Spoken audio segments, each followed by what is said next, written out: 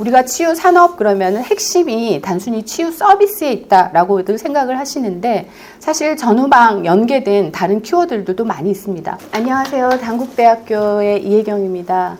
오늘 여러분 뵙게 돼서 너무 반갑고요. 앞서 우리 김창길 원장님께서 간단하게 소개를 해주셨는데요.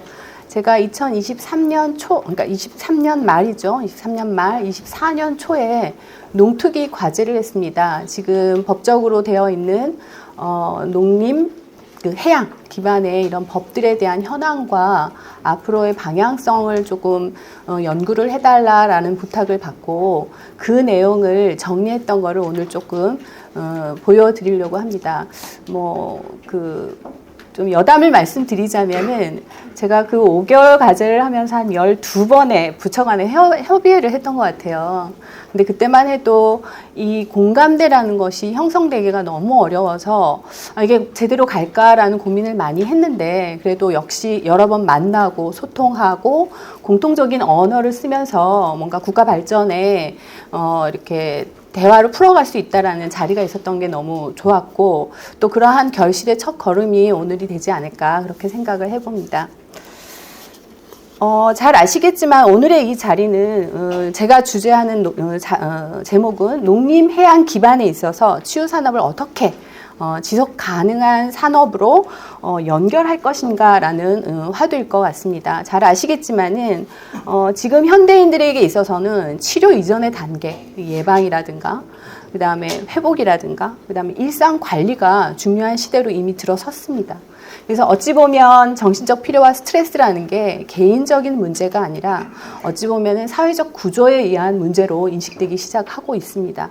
그래서 그에 따라서 자연 기반 치유에 대한 내용과 특히 이제 지역 소멸 위기 대응에 대한 두 가지 토끼를 잡는다라고 좀 표현하기 좀 그렇지만은 해안들이 과연 어디에 있을까? 치유와 지역 활성화의 해안들이 어디에 있을까? 이미 우리는 많은 자원들을 갖고 있는데 그 방향성 중에 하나가 이 농림해안 기반의 치유산업 활성화가 아닌가 이렇게 생각을 하고 있습니다. 잘 아시겠지만은 치유와 관련한 다양한 시도는 이미 현장에서 이루어지고 있습니다. 법이 생기기 이전부터 이미 민간에서는 시작이 됐고요. 치유 농업, 산림 치유, 그리고 해양 치유, 치유 관광, 그리고 치유 음식이 각각 개별적으로 시도되고도 있지만은 때로는 융합적으로 민간 차원에 시도되고는 있습니다. 하지만 그러나 여전히 제도에 대한 분절은 이제 현장에서는 많이 느껴지고 있고요.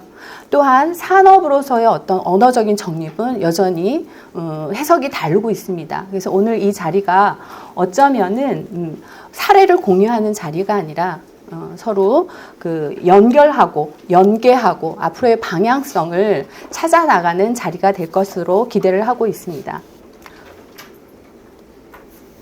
잘 아시겠지만은 이제 제가 현황을 종합적으로 한번 보여드리기 위해서 앞서서 우리 원장님도 말씀해 주셨지만은 각각의 정책 기관과 또 정책만 있는 것이 아니라 확산 기능이 이미 존재하고 있습니다. 또한 시설적인 면에서도 보면 법과 정책이 나오면서 아주 순조롭게 진행되어지는 것처럼 보일 수 있습니다. 특히 치유농업 같은 경우에는 거의 대부분이 사유의 공간에서 이루어지는 것이다 라는 생각이 들고요. 또 산림치유 같은 경우는 80% 이상이 국공립 위주의 공간에서 하는 어떤 또 다른 차별성이 있습니다. 해양치유 같은 경우에는 또 지자체별로 지역을 설정해서 진행되고 있는 부분이 있습니다. 이러한 공유지와 사유지의 어떤 복합적인 것들을 하나의 법에서 해결하는 것은 좀 어려움이 있을 것이다 라는 생각을 하고 있습니다. 따라서 이거를 산업적인 구조로 확립되기보다는 사실은 좀 확립되어 있다라고 보기 어렵기 때문에 시장의 규모라든가 동향이라든가 이런 것들을 정확하게 파악한다라는 것은 좀 현실적으로 어려움이 있을 것 같습니다.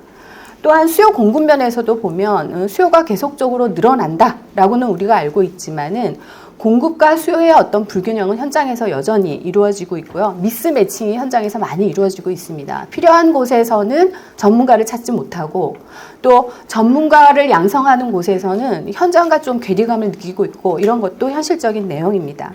그래서 어쩌면 참여자들의 눈높이에 맞는 그런 치유 시설이라든가 그다음에 접근성이라든가 이런 것들이 제도적으로 좀 뒷받침되지 않으면은 여전히 따로 국밥처럼 놀지 않을까 이제 그런 염려가 좀 있기는 합니다. 또 정책 현황을 살펴보면요, 각각의 그 좀 전에 말씀드린 것처럼 사유주냐 공유주냐 어떤 자원을 갖고 있느냐에 따라 각각의 정책을 갖고 있습니다. 농업은 생산을 넘어서 어찌 보면은 회복의 또 공간으로 지금 가고 있고요. 또 그러다 보니까 시설 인증이라든가 그다음에 그 인력 양성에 좀 더 포커스를 두고 있는 경향이 있고, 산업치유, 산림치유는 오래됐기는 했지만 그 국유지라는 그런 한계들 때문에 또 민간 산업으로 연결되는 건 좀 어려움이 있습니다. 또 해양치유 같은 경우에는 뭐 그 치유농업하고 같이 시작은 했지만은 이 지역 특성화라는 또 어떤 한계점을 가지고 있는 부분이 있습니다. 근데 이 세 가지를 조금 찾아보면, 공통점을 찾아보면 결국은 자연성, 결국은 일상에서 접근할 수 있는 공간이냐, 또 결국은 지역의 특성화를 갖고 있느냐가 결국은 소비자의 눈높이에 맞춰져 있느냐, 소비자가 각각의 지원금에 쫓아다니는 것이 아니라 내 상황에 맞는 이런 다양한 프로그램들을 한 곳에 머무르면서 얼마나 즐겁게 수행할 수 있느냐를 이 세 분야가 같이 의논할 때가 됐다라고 생각을 합니다.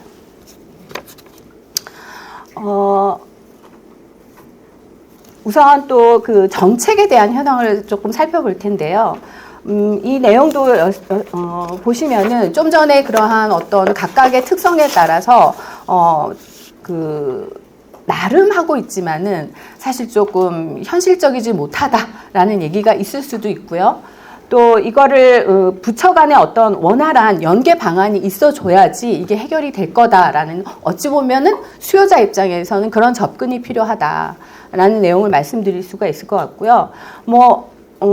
이미 정책이나 R&D 협의체가 구성이 되어 있지만은 그 형식적인 그 협의체보다는 좀 현실적이지 않다라는 또 소비자 의견들도 많이 있는 것 같습니다. 또 여러 가지 법들이 이미 제정이 되어 있죠. 하지만 이 분야에 그 사업을 하시는 분들은 효과는 있는데 너무 어렵다, 설명하기가 어렵다, 설득시키기가 어렵다, 그 다음에 사업은 하고 있지만은 이게 지속적으로 갈지 의문이다, 이런 문제점들을 많이 제시하고들 계시거든요. 그래서 이는 어찌 보면 현장의 문제다라고 인식하는 것보다는 좀 더 산업 구조의 문제다라고 우리가 인식을 하고 접근하는 것이 맞지 않을까라고 생각을 합니다. 그래서 개별적인 성과보다는 좀 연계된 성과의 공유와 또 이런 것들이 좀 산업 구조와 연결되었을 때 그게 현장에서 조금 더 그 현실적이지 않나. 그래서 오른쪽에 제가 이제 법적인 내용 내에서 연계 가능한 부분들을 조금 정리를 해 보았습니다. 제가 이 치유의 개념을 조금 법적 해석을 쭉 놓다 보니까 거의 똑같아요. 대국민 서비스, 그 다음에 치유의 개념. 근데 유일하게 이 우리 치유 농업에서는 산업으로 정의를 내리고 있습니다. 이게 아주 독특하고 좀 더 포괄적인 의미를 담고 있다라고 이제 저는 생각을 하고 있습니다. 그래서 저희가 이를 좀 더 농림해양 연계 과정에서의 기반의 해양 치유, 그러니까 그 치유 산업의 개념을 좀 조작적으로 정의를 내려봤습니다. 잘 아시는 것처럼 건강 회복 유지 증진의 목적이라든가 여기에 플러스 지역 경제 활성화 발전이 분명히 들어가줘야 된다라는 말씀을 드리고 싶고요. 이 목적을 가지고 어떤 공간에서 어떠한 자원으로 수행을 할 것이며 어떤 목적을 할지를 산업적으로 풀어야 된다라고 좀 조작적인 정의를 재정의 내려봤습니다. 그러기 위해서는 우리 치유 산업의 어떤 범위도 확정할 필요가 있는데요. 우리가 치유 산업 그러면은 핵심이 단순히 치유 서비스에 있다라고들 생각을 하시는데 사실 전후방 연계된 다른 키워드들도 많이 있습니다. 현재 치유 산업과 관련된 그 분류 체계가 이렇게 명확하게 나와 있지 않은 상황이거든요. 그에 대한 정리도 좀 필요해 보입니다. 그래야지만이 이것이 좀 더 여기 보면 국민복지라든가 지역 균형이라든가 이런 것들을 해결할 수 있는 방안으로 가지 않을까 이렇게 생각을 해봅니다. 해외 사례를 조금 정리를 해봤습니다. 해외 사례에서 보시는 것처럼 해외에서는 이 치유의 개념이 개인의 선택이 아닌 어찌 보면 사회 시스템으로 접근을 하고 있습니다. 많이들 알고 계시겠지만은 녹색 처방이라든가 사회적 처방이라든가 이런 개념으로 접근을 하고 있습니다. 그래서 우리나라에서도 이 치유 산업의 어떤 그 공공적인 가치라든가 정책의 연계라든가 이런 것들이 해외 사례를 보면서 조금 우리가 고민해야 될 부분이 아닌가 이렇게 생각을 해봅니다. 뭐 간단하게 예를 들어보면요. 여러분들 많이 아시겠지만 영국의 경우도 지역 단위의 어떤 의료복지 사업하고 연계된 사례가 있고요. 일본의 경우도 치유 목적에 따른 치유 단계를 세분화했습니다. 이를 관광과 연계한 사례가 있고요. 특히 민간 우리 좀 전에 이제 원장님이 민간 주도하에 가야지 산업이 활성화될 수 있다라는 얘기를 하셨는데 민간 산업 주도로 이미 시행된 곳도 있고요. 여기는 그 지역 내 대학과의 어떤 과학적인 표준화 작업이라든가 검증이라든가 이런 것들이 같이 동반되는 그런 사례들이 있습니다. 이런 것들을 우리가 조금 해볼 만한 내용이다라고 생각이 듭니다.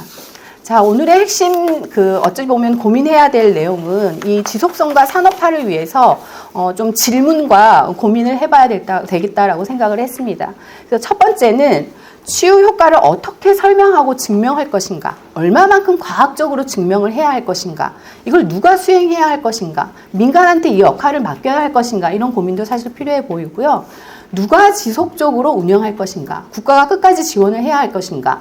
민간이 주도적으로 끌고 가야 할 것인가? 물론 이제 뭐 양면이 아니라 이게 좀 복합적으로 역할 분담이 필요한 부분이 있기는 합니다.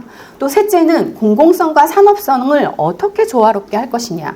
국가가 주도적으로 할 경우에는 공공성에 너무 무게가 갈 것이고 또 민간에서 이걸 전적으로 하게 되면은 공공의 어떤 역할이라든가 그 다음에 또 한편으로는 뭐라 그러죠? 좀 기본 기준안이 또 없어지는 또 그런 문제가 생길 수 있을 것 같습니다. 그래서 이걸 어떻게 조화롭게 해결할 것인가가 우리가 늘 품고 가야 될 고민이 아닌가 그렇게 생각을 해봤습니다. 자, 그러기 위해서 활성화 방향의 키워드를 어떻게 잡을까 이제 고민을 해본 결과 결국은 연계와 연결일 것이다. 지역 내에서의 해양이나 농업이나 그 다음에 산림의 어떤 자원의 연결, 그 다음에 부처마다 부처의 어떤 역할들이 있습니다. 하지만 이제 그런 것들을 좀 더 연계하고 연결해서 끌고 가야 할 것이다라는 생각이 들고요.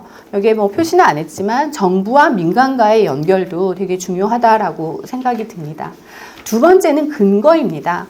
그러니까 우리가 타 부서에 이런 것들을 설득시키고 정책화하기 위해서는 과학적인 근거가 분명히 필요합니다. 그래서 그런 과학적인 데이터의 근거 자료들, 이게 그냥 연구 중심의 과학적인 근거가 아니라 현장에서의 경험 데이터들도 분명히 근거 자료로 남겨져야 된다고 생각을 합니다.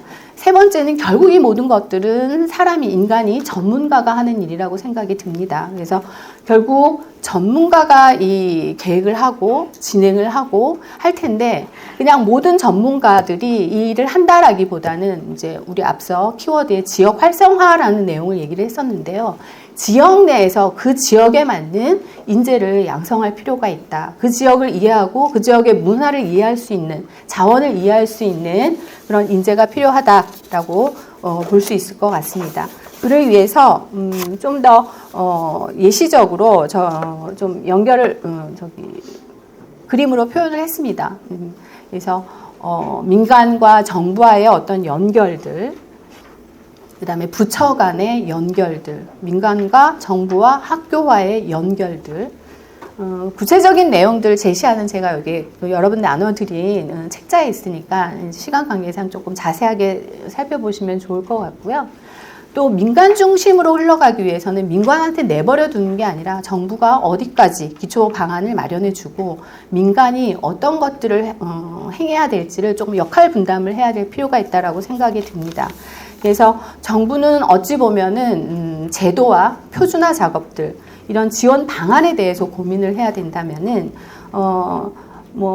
쉽게 얘기하면 이제 뭐 보조금 얘기들을 참 많이 하시더라고요, 현장에서는. 근데 보조금도 중요하지만은 수익 구조를 낼 수 있는 방안을 제시해 주는 게 사실 정부가 해야 될 일이 아닌가라는 생각이 들고요. 그 다음에 민간 차원에서 본다면은 결국은 경쟁과 차별성이라고 생각이 듭니다. 그러니까 국가가 하게 되면은 차별성과 경쟁의 어려움이 있는데, 쉽게 얘기를 해서 산림치유, 산에 여기 가도 저기 가도 자원만 다르지 프로그램은 똑같더라 이런 얘기 많이 하시거든요. 소비자 입장에서는 굳이 먼 산에 갈 필요가 있나. 물론 이제 아주 극단적인 얘기는 하지만은 그런 얘기들도 종종 하거든요. 그래서 어떤 공공이 주는 유리한 점도 있지만은 또 선의의 어떤 경쟁, 차별성도 분명히 산업에서는 필요하다라는 말씀을 드리고 싶습니다. 그래서 공공은 최소한의 어떤 기준과 인증 마련, 그 다음에 구조적 지원을 해주는 것이 맞고요. 민간은 최대한의 어떤 차별성을 찾고 경쟁 구도로 가면서 어떤 과학적인 근거 마련이라든가 전문가 양성에 같이 힘써야 된다라는 생각을 해봅니다. 그에 대한 어떤 그 구체적인 방법들은 여기 또 자세히 조금 설명을 해 놓았습니다.